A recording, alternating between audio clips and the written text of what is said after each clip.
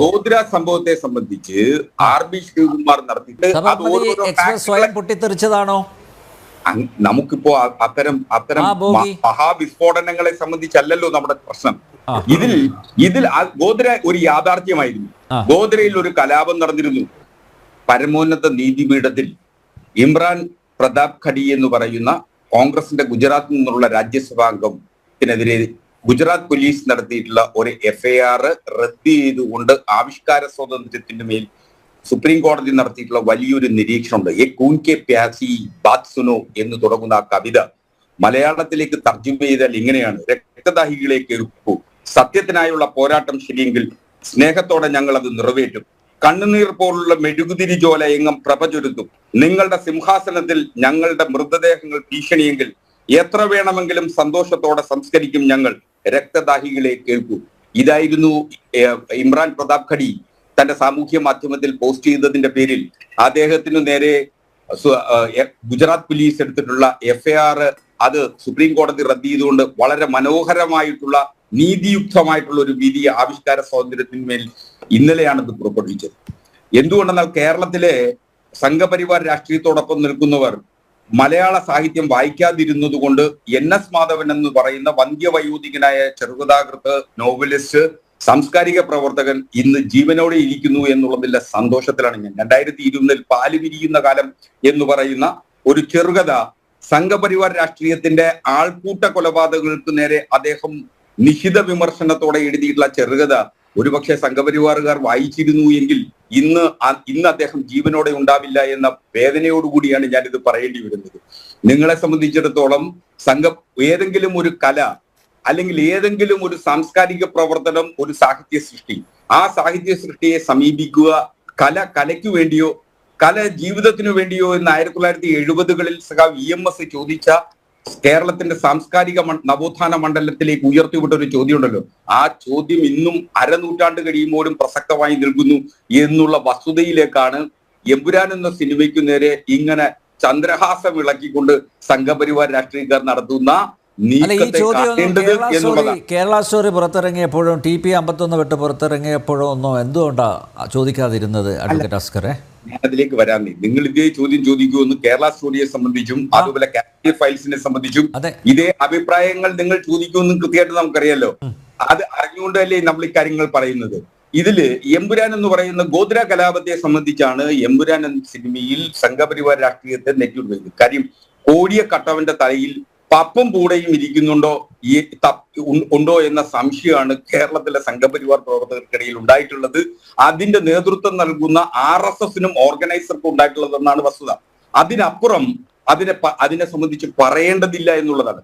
കേരള സ്റ്റോറിയും അതുപോലെ 32,000 കേരളത്തിൽ നിന്നും 32,000 മുസ്ലിങ്ങളെ ലവ് ജിഹാദിന്റെ പേരിൽ മുസ്ലിങ്ങൾ 32,000 പെൺകുട്ടികളെ ഇതര സമുദായക്കാരെ തട്ടിക്കൊണ്ടുപോയി എന്ന ഫിക്ഷനേറ്റ് ആയിട്ട് പറഞ്ഞുകൊണ്ട് വെച്ചു കഴിഞ്ഞാൽ അത് വസ്തുതയാണോ? അതൊരു ഡോക്കു ഫിക്ഷൻ എന്ന രീതിയിലാണ് കേരള സ്റ്റോറി കേരളത്തിലും സിനിമ ചിത്രീകരണവും നടത്തി. ആ ഒരു കണക്കിൽ മാത്രമായിരുന്നു അതൃപ്തി ബാക്കിയുള്ളതിലൊന്നും കുഴപ്പമില്ല. അല്ല, നിങ്ങൾ കണക്കുകളെ സംബന്ധിച്ച് പറയുമ്പോൾ കണക്ക് മാത്രമാണ് ഇപ്പൊ എടുത്തു പറഞ്ഞത്. അല്ല, കണ്ടന്റിനെ സംബന്ധിച്ച് അതൊരു ആവിഷ്കാര സ്വാതന്ത്ര്യം തന്നെയാണ്.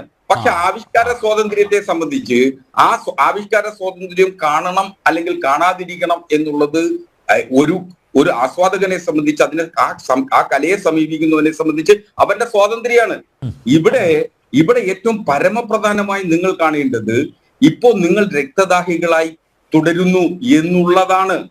അതാണ് ഏറ്റവും സങ്കടപ്പെടുത്തുന്നത്.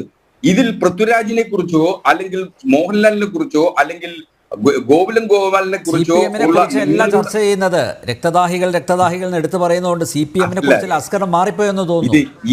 ഇത് ഞാൻ എന്റെ കവിതയല്ല, ഇത് ഞാൻ എഴുതിയതുമല്ല. ഇത് ഞാൻ പറഞ്ഞത് വളരെ പ്രധാനപ്പെട്ട ഒരു വിഷയം ഇന്നലെ സുപ്രീം കോടതി സെറ്റിൽ ചെയ്ത കാര്യമാണ് ഞാൻ പറഞ്ഞത്. ആ കവിതയെ സംബന്ധിച്ചാ പറഞ്ഞത്. ആർക്കെങ്കിലും പറയാനുള്ള ഞാൻ ഒറ്റ കാര്യം ചോദിച്ചോട്ടെ അസ്കർ, ഈ എന്താണ് ഗോദ്ര സംഭവം? അല്ല, ഗോദ്ര സംബന്ധിച്ച് RB ശ്രീകുമാറിന്റേതായിട്ട് വന്നിട്ടുള്ള ഒരു ഞാൻ പറയാം. ഗോദ്ര സംഭവത്തിൽ നമുക്ക് നന്നായിട്ട് അറിയാലോ. എന്താണ് എന്താണ് ഗോദ്ര സംഭവം എന്നുള്ള അസ്കറിന്റെ വായിലൂടെ കേൾക്കാൻ എനിക്ക് താല്പര്യമുണ്ട്. എന്താണ് ഗോദ്ര സംഭവം? ഗോദ്ര സംഭവത്തെ സംബന്ധിച്ച് RB ശ്രീകുമാർ നടത്തിയിട്ടുള്ള ശ്രീകുമാറിനെവിടെ ഇൻഡിപെൻഡന്റ് ആയിട്ട് ചിന്തിക്കുന്നേ എന്തിനാ? ഞാനിപ്പോ ഗോദ്ര സംഭവത്തെ സംബന്ധിച്ച് അഭിപ്രായം പറയുന്നത് ഈ ഗോദ്ര സംഭവത്തിൽ ഞാൻ ദൃക്സാക്ഷിയോ എന്റെ നേരിട്ട് അനുഭവത്തിന്റെ അടിസ്ഥാനത്തിലല്ല. ഞാൻ ചരിത്രത്തെ പഠിക്കുന്ന ആളെന്ന നിലയിലും ഒരു കമ്മീഷൻ റിപ്പോർട്ട് ഉണ്ടായിരുന്നു. മാത്രമല്ല അതല്ല ശ്രീകുമാർ അന്ന് പോലീസിന്റെ ഗുജറാത്തിൽ പോലീസ്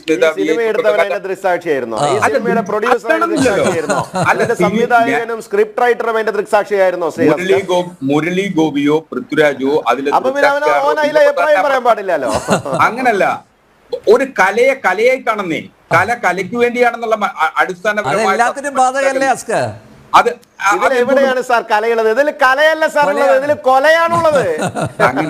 സമൂഹത്തിന്റെ സാംസ്കാരികതയ്ക്ക് നേരെയുള്ള കൊലയാണ് ഇവിടെയുള്ളത്. അവിടെയാണ് അത് അങ്ങയുടെ അഭിപ്രായം. ഞാൻ പറയാം, മലയാള സിനിമയിൽ സമീപകാലത്ത് അതല്ല, നോ ഇഷ്യൂ അങ്ങേക്ക് പറയുന്നുള്ള സ്വാതന്ത്ര്യം. ഒരു ഇഷ്യൂ എന്നെ സംബന്ധിച്ചിടത്തോളം അങ്ങ് പറയുന്നതിൽ എനിക്കൊരു അഭിപ്രായ വ്യത്യാസമില്ല. അത് അങ്ങയുടെ നിലപാട് പറയേണ്ടത് അങ്ങയുടെ ഉത്തരവാദിത്തമാണല്ലോ. ഏറ്റവും പരമപ്രധാനമായിട്ട് ഇതിൽ കാണേണ്ടത്, കഴിഞ്ഞ മലയാള സിനിമയുടെ കഴിഞ്ഞ കുറെ നാളത്തെ ചരിത്രം പരിശോധിച്ച് മുസ്ലിം നാമധാരികളായിട്ടുള്ള ആളുകളെ വില്ലന്മാരായി ചിത്രീകരിക്കുന്നു തരത്തിൽ വില്ലന്മാരായി വരുന്ന മലയാള സിനിമയിലെ വില്ലന്മാർ മുഴുവൻ മുസ്ലിം നാമധാരികളായി വരുന്നു. അത്തരത്തിലൊരു വലിയ മാറ്റം മലയാള സിനിമയ്ക്ക് ഉണ്ടായിട്ടുണ്ട് എന്ന് ആരെങ്കിലും സംശയിച്ചു പോയാൽ അത് മുസ്ലിം സമൂഹത്തെ ഒറ്റപ്പെടുത്തുന്നതിനോ മുസ്ലിം സമുദായത്തെ അപകീർത്തിപ്പെടുത്തുന്നതിനോ വേണ്ടിയിട്ടാണ് എന്ന് ആരെങ്കിലും വാദം പറഞ്ഞാൽ അത് ഒരുപക്ഷെ ഇത്തരത്തിൽ ആവിഷ്കാര സ്വാതന്ത്ര്യം, അതുകൊണ്ട് ഇനി ആ സിനിമകളൊന്നും കാണില്ല എന്നൊരു സമൂഹം തീരുമാനിച്ചാൽ അത് അങ്ങനെ കാണാൻ കഴിയുമോ?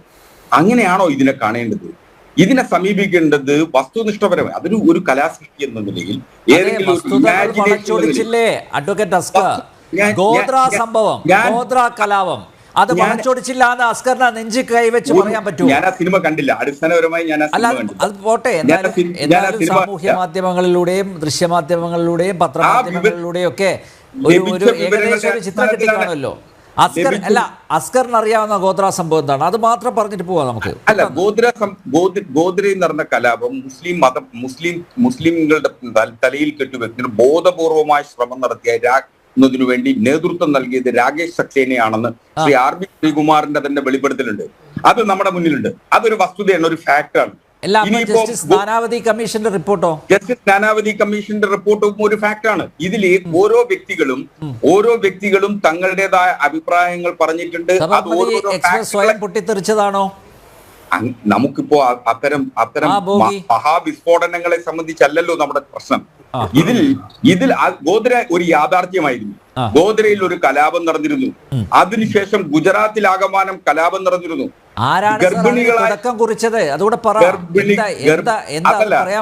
ആര് തുടക്കം കുറിച്ചെന്നോ, ആര് അവസാനിപ്പിച്ചെന്നോ, ആര് വിതച്ചെന്നോ, ആര് കൊയ്തെന്നോ, അതിന്റെ ലാഭം കൊയ്തത് ആരാണെന്ന് ഭരിക്കുന്ന സംഘപരിവാർ എന്ന പേര് പറഞ്ഞ് ഉറഞ്ഞു തുള്ളുന്നുണ്ടായിരുന്നല്ലോ അഡ്വക്കേറ്റ് അസ്കർ. ഇപ്പൊ എന്താ, ആര് തുടക്കം കുറിച്ചെന്നോ ആര് ഒടുക്കം കുറിച്ചെന്നോ അതെന്താ മിണ്ടാതെ പോകുന്നത്? ഇതിൽ ആരുടെ തുടക്കമെന്നോ ആരുടെ അവസാനം എന്നുള്ളതല്ല, ആരാണ് ഇതിൽ ലാഭം കൊയ്തത് എന്നുള്ളതാണ് ഇതിന്റെ ഏറ്റവും പരമപ്രധാനമായ പ്രശ്നം. ഇതിൽ ആർക്കായിരുന്നു ലാഭം? ഗുജറാത്തിലെയും ഇന്ത്യയിലുടനീളം ഇതാണ് പ്രശ്നം. ആ വസ്തുതകൾ ബോധപൂർവം മറച്ചുവെച്ചു, വസ്തുതകൾ വക്രീകരിച്ചു. അതാണ് ഇവിടുത്തെ പ്രധാനപ്പെട്ട പ്രശ്നം. അതാര് ചോദ്യം ചെയ്യും? അല്ല, ചോദ്യം ചെയ്യണം, അത് പറ. എമ്പുരാൻ എന്ന സിനിമ ചരിത്രത്തെ അപനിർമ്മിക്കുകയോ ചരിത്രത്തെ ബോധം സൃഷ്ടിക്കുകയോ ചെയ്യുന്നതിനു വേണ്ടി ആയിരുന്നില്ല. അതൊരു കലയാണ്. കലയ്ക്ക് വേണ്ടി മാത്രമാണ് എന്നുള്ള വസ്തുതയിലേക്ക് സമീപിച്ചു കഴിഞ്ഞാൽ ഞാൻ ഇത് ഏറ്റവും മറ്റൊരു ഉദാഹരണം കൂടി പറയാം. ഒരുപക്ഷെ 1970കളുടെ മധ്യത്തിലാണ് ധർമ്മപുരാണം എന്ന് പറയുന്ന വളരെ പ്രശസ്തവും അന്നത്തെ ഭരണകൂടത്തെ നിശിതമായി വിമർശിച്ചുകൊണ്ട് ശ്രീ OV വിജയൻ എഴുതിയ ഒരു വളരെ കാലിക പ്രസക്തമായിട്ടൊരു നോവൽ. ആ നോവല് ഇന്നും പ്രസക്തമാകുന്ന ഒരു നോവലാണ്. ഒരുപക്ഷെ ആ നോവലിന്റെ പുനർവായന നടത്തിയാൽ ഇന്ന് സംഘപരിവാർ രാഷ്ട്രീയത്തിൽ ഇരിക്കുന്ന നേതൃനിരയിൽ ഇരിക്കുന്ന ആളുകൾ ഇതിനേക്കാളും ശ്രീ OV വിജയന്റെ ഉറഞ്ഞു തുള്ളുമായിരുന്നു. അപ്പോ അത്തരത്തിലല്ല കലയെ സമീപിക്കേണ്ടത്. നമ്മുടെ പ്രശ്നം ഇക്കാര്യത്തിലുള്ള ഗോദ്ര കലാപത്തെ തുടർന്നും ഗുജറാത്ത് കലാപത്തിലും സംഘപരിവാർ രാഷ്ട്രീയത്തിലും സംഘപരിവാർ നേതൃത്വത്തിനും ഉണ്ടായിട്ടുള്ള പ്രശ്നം എന്ന് പറയുന്നത്, നമ്മൾ നാടൻ ഭാഷയെ പറഞ്ഞാൽ, കോഴിയെ കട്ടതിന് ശേഷം എന്റെ തലയിൽ പപ്പം കൂടെ ഇരിക്കുന്നു എന്ന തോന്നൽ ഉണ്ടോ എന്ന സംശയം ഇപ്പോഴും സംഘപരിവാർ പ്രവർത്തകർക്കും സംഘപരിവാർ നേതൃത്വത്തിനും ഉണ്ട് എന്നുള്ള വസ്തുതയാണ്